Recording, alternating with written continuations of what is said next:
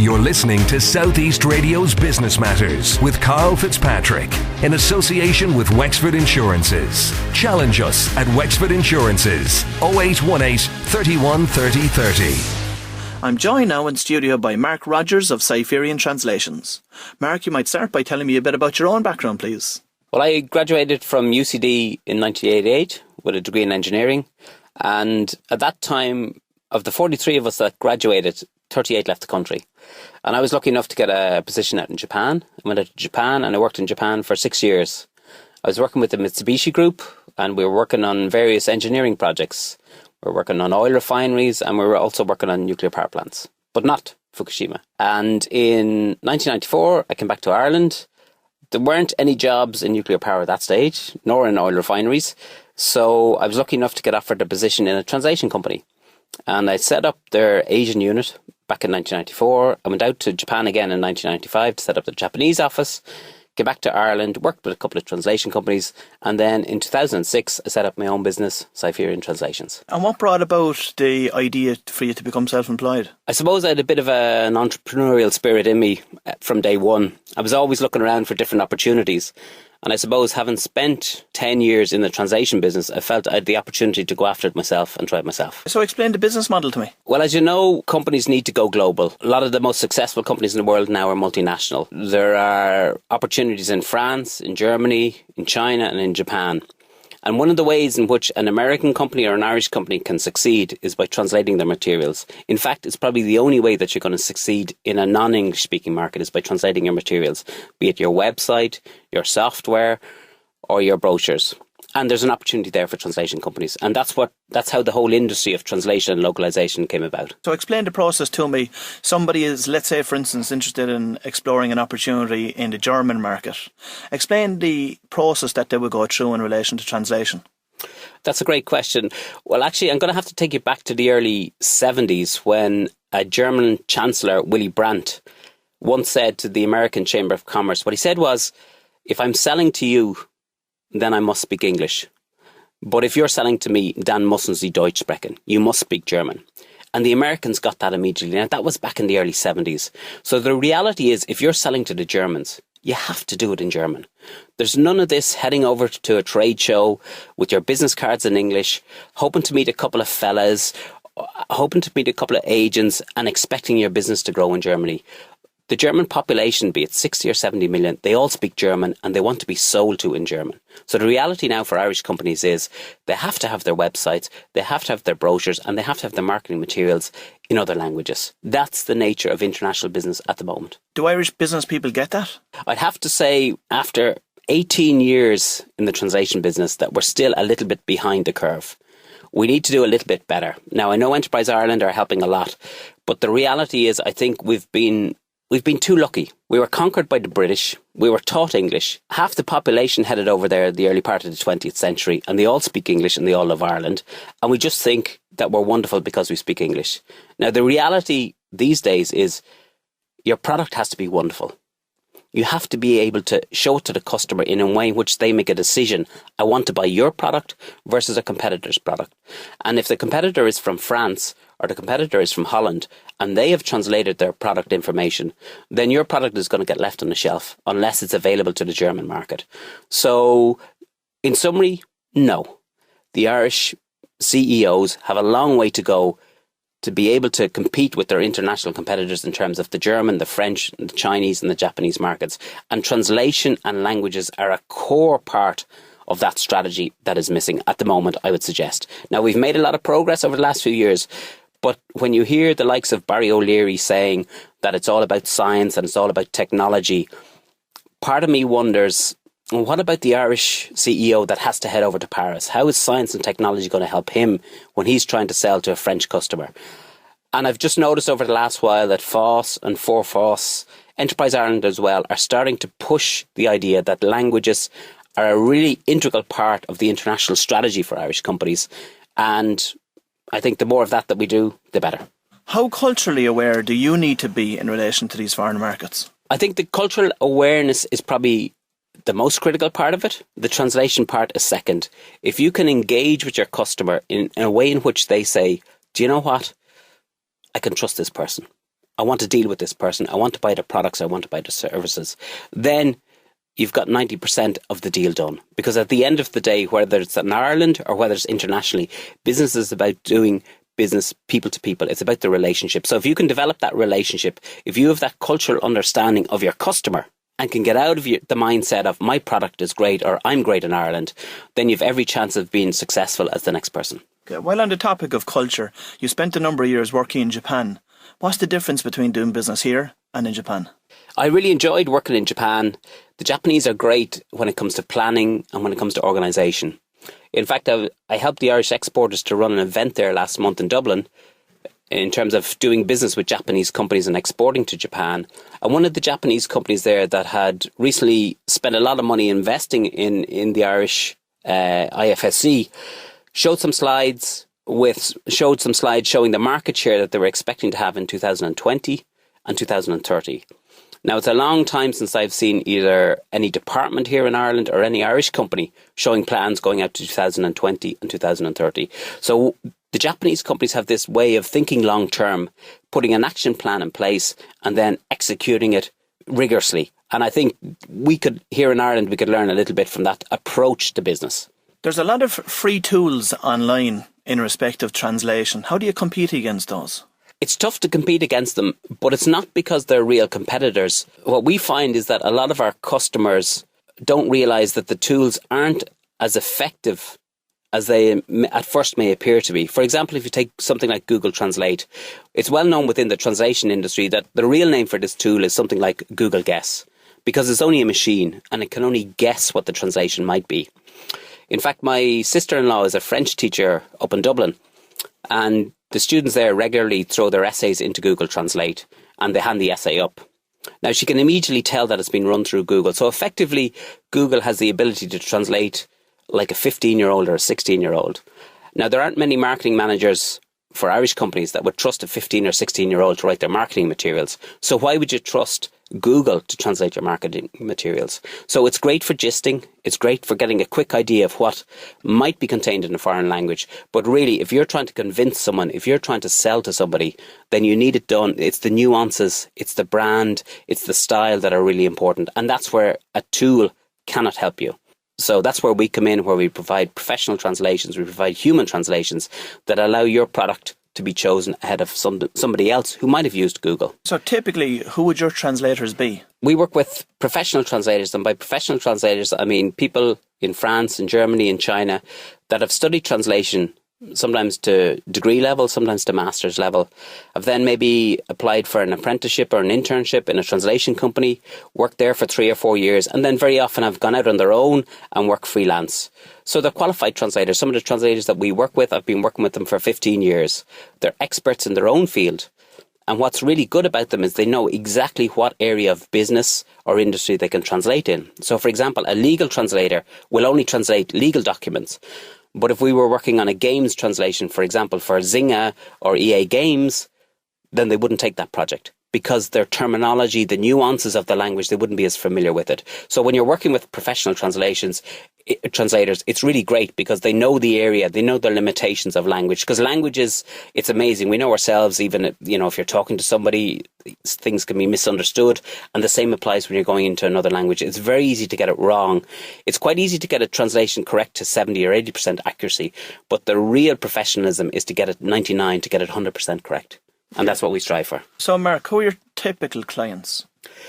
Well, here in Ireland, we mainly focus in 3 areas. We focus on the Irish exporters, and most of those would be clients of Enterprise Ireland. Some of those clients are in the technology field, in the cloud computing space. We also focus on the tourism sector.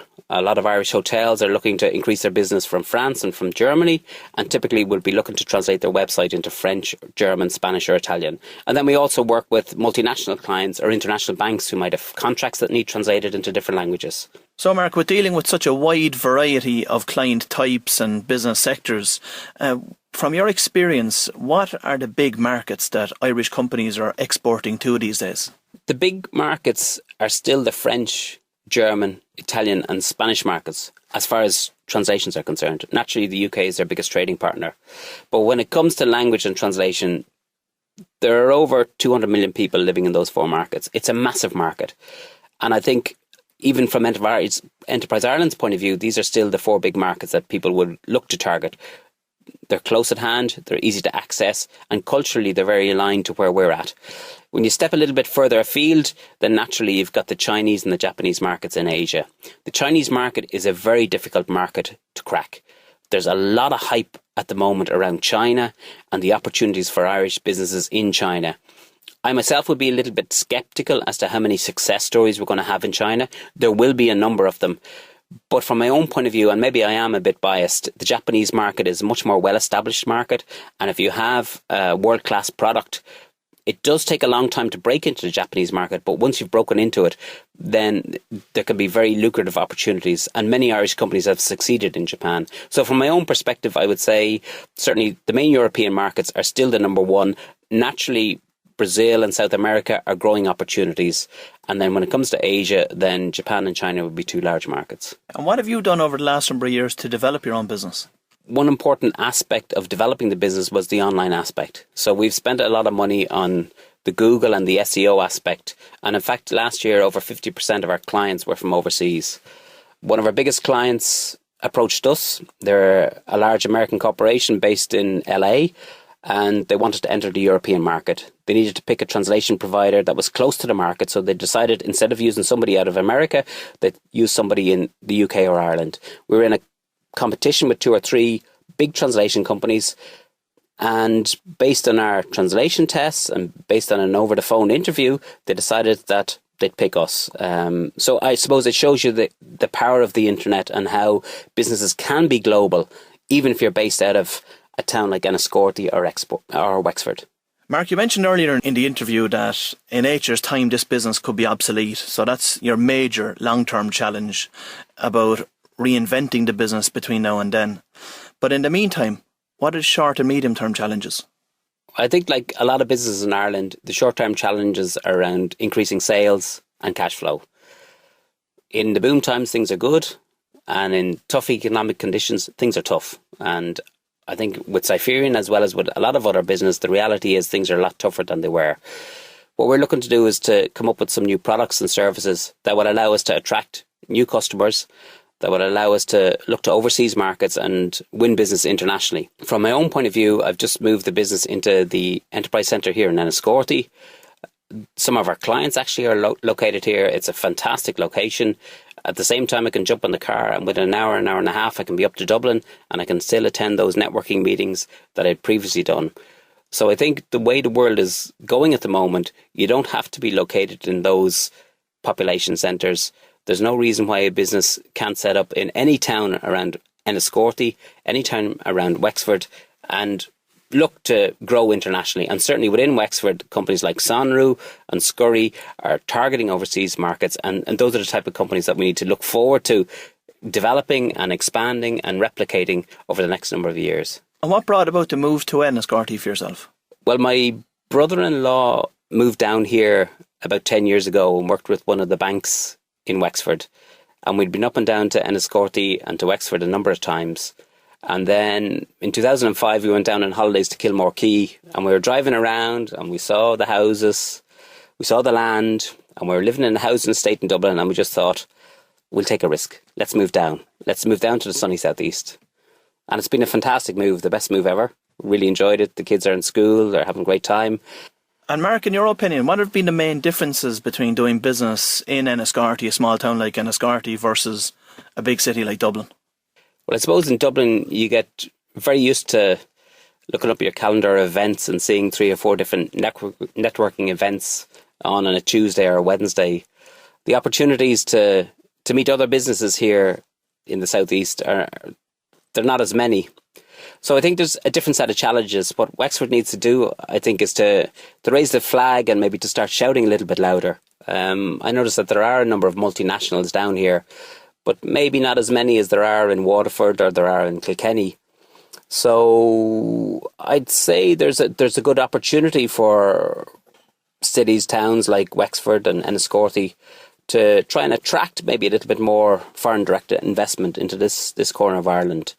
Certainly the people are here, the talent is here, the infrastructure is here, and all the conditions are right. If we could just maybe pull together and, maybe put a plan together, maybe a bit like the Japanese, a 10-year plan or a 15-year plan that would say, this is what we want to do over the next 15 years, and then attract the new industries industries that we want, clean industries, high-tech industries, software industries, attract them into the region. And that's going to be benefit to the whole community. Yeah, is that not the job of the IDA? The IDA have a job, and I suppose at one level their job is get the companies into Ireland. But after that, then, I suppose there is a little bit of a dogfight in terms of which corner of Ireland gets the company. So really, I think we have to take responsibility for it ourselves. We know that the IDA are doing a great job. They're getting the American companies. They will get the Japanese companies and the Chinese companies to come to Ireland. But which county in Ireland is going to get it? And that's our responsibility here in Wexford, is to say we're the county that wants them, and we're the county that can provide the people, that can provide the opportunities for those companies.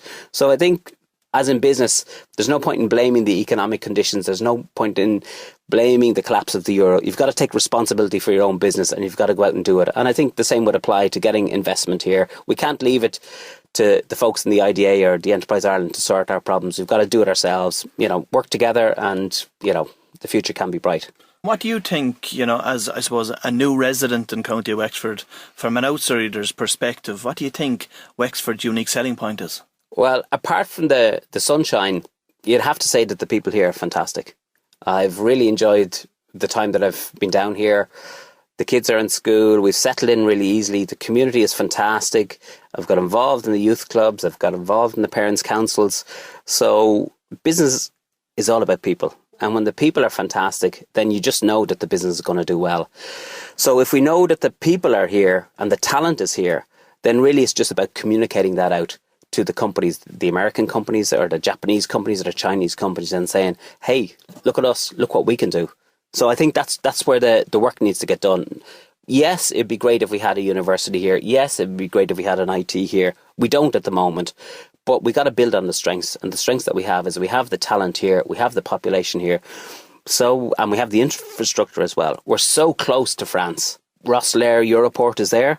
Any company that wants to export to Europe is just straight across the channel there. So we have a number of advantages which other counties in Ireland don't. And I think we just got to get our heads together and decide this is the type of industry that we want to attract. It won't come in a year, it won't come in 2 years, but if you set a long enough plan, then you can deliver on it. Okay, that's the future for County Wexford. Let's go to your own business. What does the future hold for that?